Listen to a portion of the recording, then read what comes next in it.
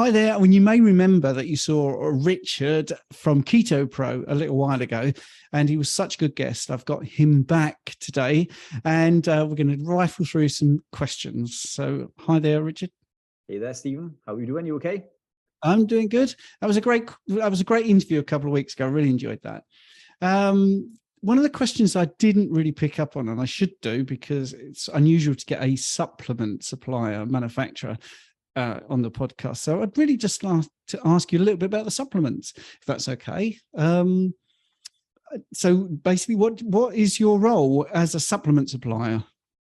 So basically, when I began my journey, I noticed that I was in this whole ethos of bulletproof coffee. So I was purchasing MCT oil from America. I began producing that myself. So our MCT oil is 99.9% pure C8, which is the world's highest purity. So it's actually higher purity than bulletproof and others on the market.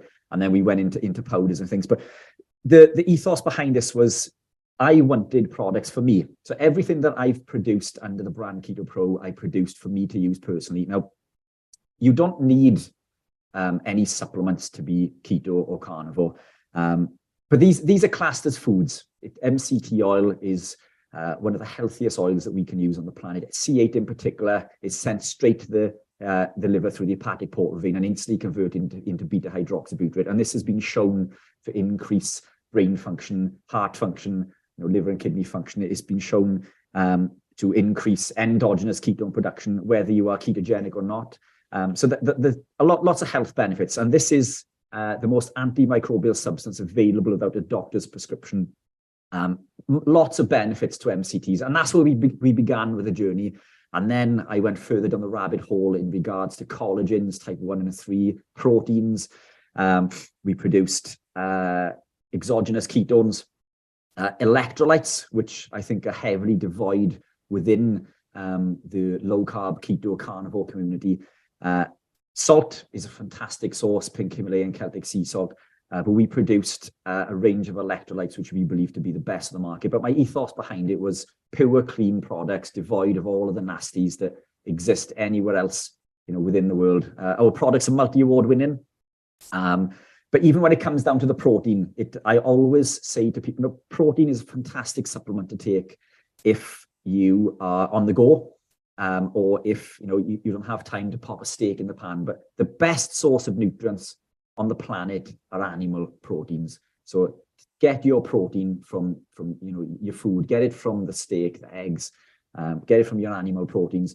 But if you were on the go, it's a fantastic way to pop that protein in while you're on the road or you're traveling from work to the airport or whatever it may be that you're going. So it's there for convenience. But my idea behind it was to offer products for people gravitating into a keto, carnivore, low-carb based lifestyle, offering low-carb alternatives initially. Now, there's varying degrees of products that we have on the website. Some are what we call Keto Pro approved. Keto Pro approved means that they are completely lectin-free, seed oil-free, they're non-GMO. They are the creme de la creme that I believe, the elite stamp of approval then. And then I also stock third-party brands like Hunter and Gather mayonnaise and other foods that I believe in, and then other third-party brands which may contain lectins, but they are low carb and they're targeted at the low carb market. So there's almost an entry point for everyone and a reason for them to maintain their low carb or ketogenic journey, because the last thing that I want is for them to begin their journey be craving chocolate or bread. Carnivore is the pinnacle, and that's where I want everyone to be. But it's these little things that enable people to maintain the journey, that they are better off consuming, this heavily reduced bread that contains a little bit of lectins over consuming high volumes of lectins in other breads, for example. And I'm not promoting these other foods by any means, but we stock them as this stopgap or stepping stone, if you like, into this more heavily improved lifestyle of being carnivore. That's where we want to take everyone ideally, is more animal based. And again, it comes back to, if we explain to people about the detrimental impacts of vegetables, they look at you stupid initially. So we teach people early on that you can eat your broccoli. Now, I don't eat broccoli because of the sulforaphane.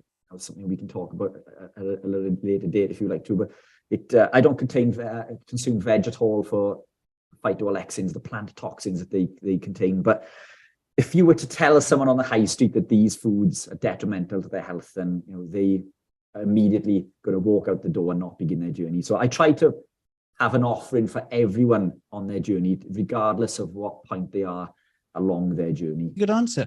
So here's some commonly asked questions. Can I go on this higher fat diet if I don't have a gallbladder? Yes, because your body will upregulate. So without the gallbladder, the liver will upregulate the ability. And what I would do initially is begin on lower fat for a couple of weeks, because the body has the ability to upregulate its ability to create bile without the gallbladder. It's just the gallbladder is a mechanism for storage, isn't it? So begin the journey on lower fat, but we're in this thing on keto or carnivore, keto particularly, where we are told 75 or 80% of calories to come from fat. Now, this is a fallacy. We don't need any fat to become ketogenic. And again, carnivore is a form of being ketogenic. We're in a ketogenic state, which just goes to show that this whole fear of gluconeogenesis, pulling one from a ketogenic state, is a fallacy. It's the insulin to glucagon ratio that allows us to be ketogenic. And this remains unchanged when we're in a ketogenic state. So prioritize your protein, which is exactly the same as I would explain to someone beginning a keto journey. So I never prioritize fats, prioritize protein, prioritize your animal protein, build your plate with your protein. If all you want to consume is animal protein, fantastic. If you want veg on your plate, make a quarter of your plate vegetables, predominate your plate with animal protein. But certainly you can begin a ketogenic journey if you do not have a gallbladder. This seems to be the healing lifestyle for almost every illness and disease of the people that I've worked with. I've never seen anyone not improve the health markers that they've come to me with. And that's certainly something not to put you off. But prioritize your protein and you won't have any problem at all. Right. As an expert with supplements, if you're struggling with fat malabsorption, for instance, is it worth taking ox bile or digestive enzymes? I believe so. Ox bile ox bile is the way forward. Digestive enzymes, I'm a little bit torn, I'll be honest. And I think it depends on the quality of that enzyme, because digestive enzymes are tagged with the digestive enzyme. We need to look at the type of enzymes that are in there. Again, things like serrapeptase might be more beneficial for protein. Again, prioritize protein. Serrapeptase will target protein specifically, but ox bile is a fantastic way to supplement. That's not something we do. I know it's available on Amazon. There's some quality ox bile available on Amazon. I've never used it myself, but I have worked with people who have supplemented with ox bile. Will all that red meat give me gout? No, is the short answer. There's an interesting podcast that I'm going to be working on when it comes to gout. We look at, we believe that it's the purines that increase gout, but purines exist in the human body naturally. The body produces. In fact, the body will recycle a lot of the purines. The liver or the kidneys has the ability to excrete a lot of the purines within the body, but it decides on recycling them. We pull more purines into the body than we excrete. I've never worked with someone who suffers with an issue with gout. Initially, beginning a ketogenic journey, I have known people who suffer with gout issues to have flare-ups. Now, this is because the body fights for excretion in regards to ketones. So this can cause a flare-up initially, but these ketones are being released as a waste product. Now, as we adapt, the body will upregulate its ability to use beta-hydroxybutyrate, preference beta-hydroxybutyrate. As it upregulates the use of beta-hydroxybutyrate, this will dissipate, and gout flare-ups will disappear. We've worked with countless amounts of patients. Again, gout is inflammatory. It's insulin resistance. Alcohol is a big contributing factor. There's lots of contributing factors. Red meat is not one of them. Is it possible that gout could actually be oxalate dumping? Yeah, for sure. So again, coming back to spinach and turmeric, which are incredibly high in oxalates. So coming back to my earlier journey, beginning my lifestyle, I would make my smoothies with my spinach, my kale, and my turmeric, and add black pepper. Now, these are high in oxalates. Now, the body just tries to excrete these along with the curcumin found in there. The body tries to excrete the curcumin through the NRF2 pathway, which is an oxidative stress pathway, is part of phase 2 detoxification within the liver. The black pepper blocks an enzyme called UDP, glucuronosyl transferase, which blocks our body's ability to excrete this toxin, which increases bioavailability. But why would we add something that's going to degrade the body's ability to excrete a toxin? It makes no sense at all. But these oxalates are responsible for over 75% of kidney stones, and they bind to calcium and build up in joints and cause calcium oxalate buildup, which leads to, as you say, gout flare-up, inflammation within the joints. Removing spinach, removing turmeric, and again, alcohol, a massive contributing factor. Fructose, another contributing factor. Going low carb, ketogenic, reducing that inflammation, becoming devoid of all of these things. Carnivore is key. I think that the more meat that you eat, the better. Other vegetables can have contributing factors to it as well, but oxalate buildup, certainly a massive contributing factor to gout flare-ups and inflammation, aches and pains within the joints, as well as kidney issues. Fantastic. So 4 questions to go. These are questions I'm asked. I sort of curated them from constant questioning from new clients and from people on my YouTube channel, from everybody that I've coached. These questions come up. So this is a big one. Will red meat give me colon cancer? So so I shouldn't laugh at that, should I? Sorry, it's such a ridiculous question. It's a complete fallacy. So now, Dr. Paul Mason, a fantastic person to follow in regards to health, well-being, and nutrition. He talks about studies that there's a massive study basically that covers over 800 other studies, and in this study they reference 16, and it's to do with cancer caused by red meat.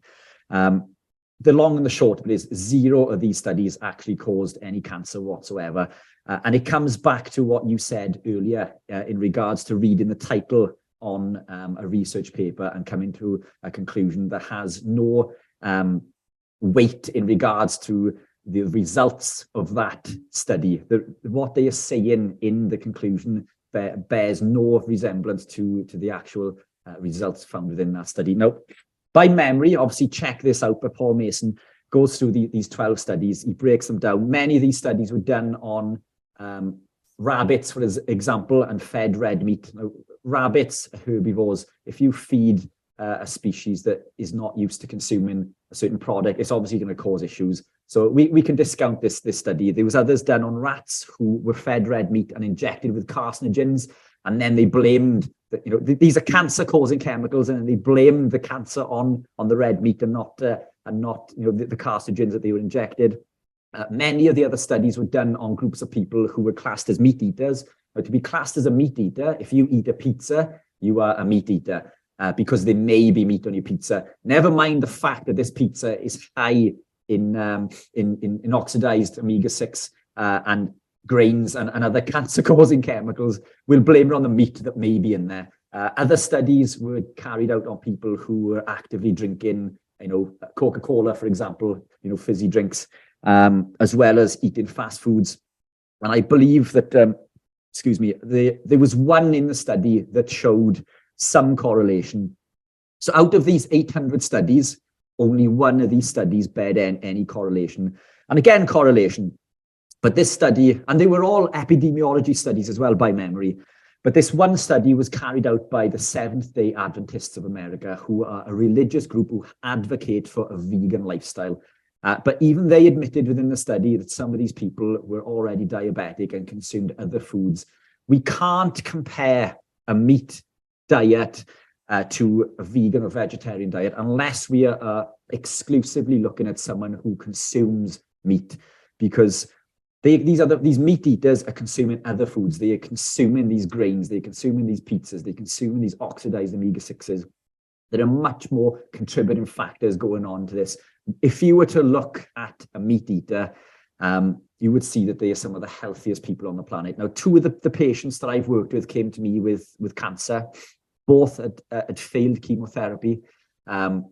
One carried on with chemotherapy round 2, but adopted a carnivore lifestyle. The other one just adopted a carnivore lifestyle. Both reversed their cancers through living a carnivore lifestyle and continue to do so to this day. That is the power of living a carnivore lifestyle. Meat is the most nutritious and most nutrient-dense food on the planet. It does not cause cancer. It's a complete fallacy. That's why I laughed in the beginning. Apologies.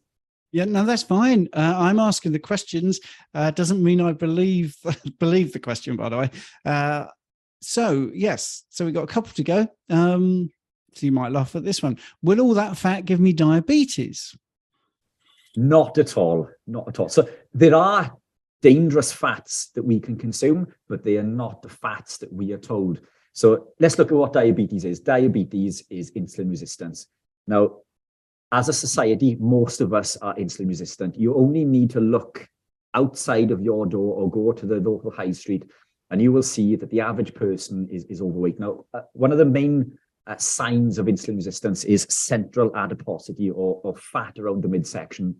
Most people have this, a little overhang over the belt, or muffin top, as some refer to. Skin tags and dry skin and things are another sign of insulin resistance. But if we were to go to the doctor and look at diabetes, they will measure blood glucose to determine if you have diabetes. Now, blood glucose is not the best sign of whether we have insulin resistance, because, excuse me, this insulin resistance begins 15 years prior to this.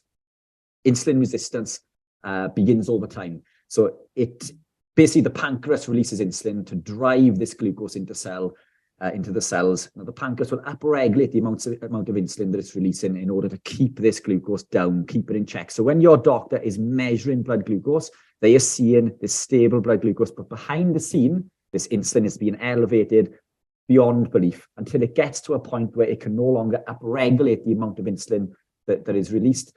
Once it comes over this curve, blood glucose begins to elevate. Now you were diagnosed with type 2 diabetes or pre-diabetes, but this began 10 to 15 years prior to this. So this insulin resistance is caused through the overconsumption. A number of things, the overconsumption of carbohydrates being one of them. All carbohydrates is sugar. Excess sugar leads to insulin resistance. And what may shock a lot of people, I'm sure this won't shock you, but as a percentage, what leads to a higher level of insulin resistance are vegetable oils. Vegetable and seed oils contribute to insulin resistance around 6% higher than carbohydrates do. Again, there are other factors involved with this, but every food that we consume from the supermarket contains these vegetable oils, these seed oils. These are not foods. If you go into a supermarket, there are probably 2 aisles within that supermarket that actually contain food. Every other aisle that contains a product in a shiny packet, marked healthy or not, is they are Franken foods. This is what a customer referred to me recently. They are Franken foods. They are foods that have been heavily manipulated by man. All sorts of nasty chemicals and emulsifiers and seed oils added to them. These foods contribute to insulin resistance. They damage the mitochondria at a cellular level. They signal the body to store fat. Saturated fats do not do this, and omega-3s do not do this. In fact, they do the opposite. These saturated fats that we are told are detrimental to our health are in fact the healthiest fats that we can consume. Saturated fats are feared because they are told it increases cholesterol. Now, cholesterol is essential for life. We cannot live without cholesterol. Cholesterol is essential for cell formation, cell communication, nutrient absorption, nutrient transportation. It's essential for the production of hormones, and it's essential for healing. We cannot live without cholesterol. The brain is over 60% saturated fat. The myelin sheath, which is how we send signals through the body, is made up of cholesterol. These fats are essential for life, and this is why many later in life suffer with hormonal issues and what's now referred to as type 3 diabetes in the case of dementia and Alzheimer's, because they are not consuming the saturated fats. Do not fear your saturated fats. It has no impact on insulin, and therefore will not lead to diabetes. Quite the opposite. You cut out your carbs and your seed oils. Those are the damaging oils. You consume your saturated fats, your natural fats as nature intended, and you will not suffer with diabetes. Quite the opposite. You will improve insulin sensitivity and reverse insulin resistance and diabetes. Yes, and we see it time and time again in real life, people. I have two last questions. I think you sort of was down the route of the answer to the next one, but this is a genuine common question. Will all that saturated fat raise my LDL and give me a heart condition? Technically, no, it doesn't raise LDL, although my LDL has increased since living a carnivore or ketogenic lifestyle, but it does so because of something else you mentioned when we spoke more recently during the podcast about phytosterols. These phytosterols block the body's ability to produce cholesterol, therefore giving us an artificial level of LDL. When we remove these phytosterols from plants, LDL just recovers back to baseline. It goes back to where it should be. So technically we see an elevation, but all it's doing is it's reversing back to a healthy limit. Now, the interesting thing with LDL, we're told to fear LDL. LDL protects the body. LDL heals the body and it protects the body. LDL is not the demon that it's made out to be. Now, LDL can be damaging. There are different types of LDL, pattern A and pattern B. If we are living a low-carb, ketogenic type lifestyle, carnivore type lifestyle, our LDL becomes pattern A, which heals and repairs the body. Pattern B is when it becomes glycated and oxidized. This is caused through the overconsumption of carbohydrates, particularly through grains and seed oils, which again are found in every product in the supermarket. We are told to consume grains to improve cardiovascular disease and consume seed oils to reduce cholesterol to improve cardiovascular disease. These are the two main contributing factors to cardiovascular disease. Now, we can go into much more detail in regards to what actually causes atherosclerosis and cardiovascular disease, but it is not cholesterol. Cholesterol heals the body. Cholesterol repairs the body. We would be dead if it was not for cholesterol. It is essential for life. That's brilliant. And the final one, and you'll know why I'm asking this. We don't need to say why we're asking this. You'll know straight away. As soon as I ask this question, should we be including fruits and honey? I don't believe so. There's nothing from fruit. So probably a little bit controversial. If anyone follows any of the ambassadors online for the carnivore type lifestyle, they'd be familiar with Paul Saladino, who I've got a lot of respect for. He wrote a book called The Carnivore Code, which I think summed everything up perfectly. And I think that was 100% accurate. I think he's lost his marbles recently. We do not need fruit. We do not need fruit in our diet. I do not consume fruit at all. Paul Saladino surfs for 3 to 4 hours a day, and he is now a big advocate of consuming fruits. Fruits contain seeds. These seeds are still high in these plant toxins of phytoalexins. Yes, he advocates that this is the part of the plant that the plant wants to be eaten. But these seeds are still detrimental to our health. A lot of these seeds contain compounds like cyanide and arsenic, which can kill human beings. I don't believe that we should be eating fruit. If you are to eat fruit, honey may be one of the better options because it's been around longer than man, although it doesn't work well for me. It's never worked well for me, and I do experiment. I'm always open to negotiation and looking at other people's points of views. I've experimented with carb cycling on various things as well. Carbs do not work for me. Fruit does not work for me. We do not need fruit in our diet. I haven't eaten fruit in over 10 years, and I am thriving. It's allowed me to become a European champion at a professional level. I do not need fruit in my diet. If you're really interested in finding out more, look at my Ask the Experts playlist and you can get the answers to all of your questions.